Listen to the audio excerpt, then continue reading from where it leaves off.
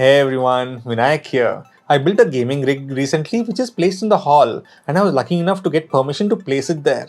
But the necessity of a keyboard for input manifested, and as we sit at least 6 feet away from the TV, a wired keyboard would have its wire across the floor, which is not neat, and big wireless keyboards wouldn't fit in with the decor. So went with this, the Logitech K400 media keyboard. So let's check it out. Here we have the Logitech K400 media keyboard, a small size, light keyboard to use in your living room. The keyboard can be used with smart TVs that support USB devices or a connected PC.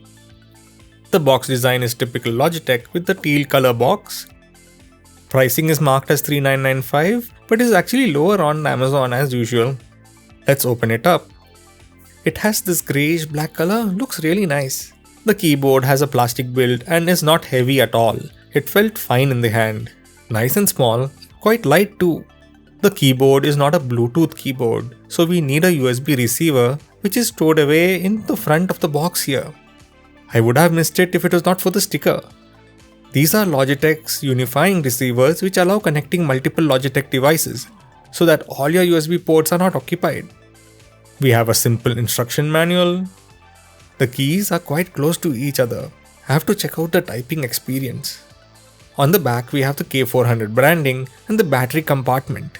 The batteries are included and Logitech claims a 18-month battery life.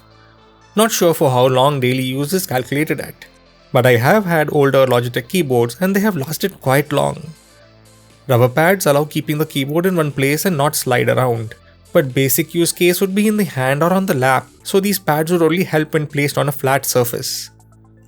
Keycaps look like they have stickers on them. It's not cut out or embossed like on the other keyboards at these prices. There is no backlight, so you won't be able to use it in complete darkness. But if your TV illuminates the room enough, you may. The trackpad is placed to the right, moderate in size, just right when on your lap. There are individual left and right click buttons under the trackpad. You can tap directly onto the trackpad itself too. But these buttons are a good addition. Windows gestures are also supported by the trackpad, like scroll with 2 fingers, up and down, tap to click, and use 2 fingers for right click. Another great addition is the left click button on the top left, making usability so much better. You can use the trackpad with your thumb and left click using your left hand.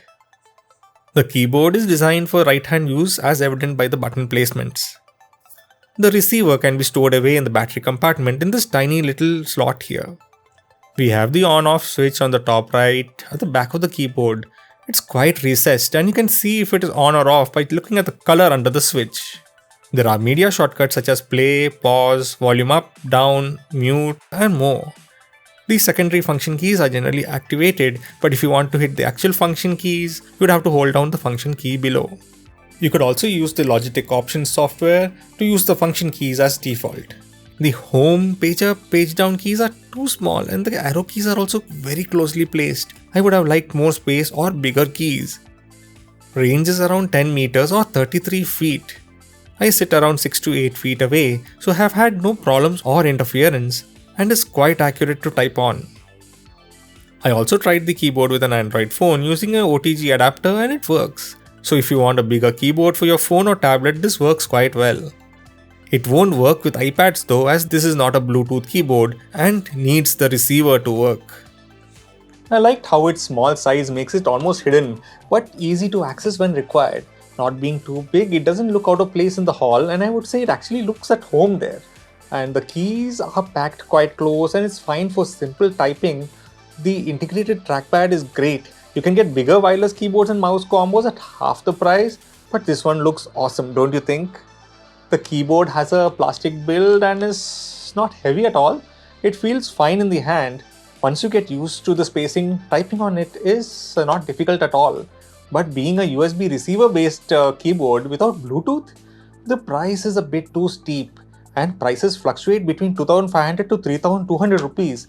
So keep a lookout for the better prices. It works and it looks great, which is what I was targeting, and it works well. If you have any questions, do write into us at tech@talkingstuff.net or WhatsApp us at 96525 78833. Also make sure to like, subscribe, and hit the notification bell to be informed when new videos are added. Thank you for watching and see you all next time.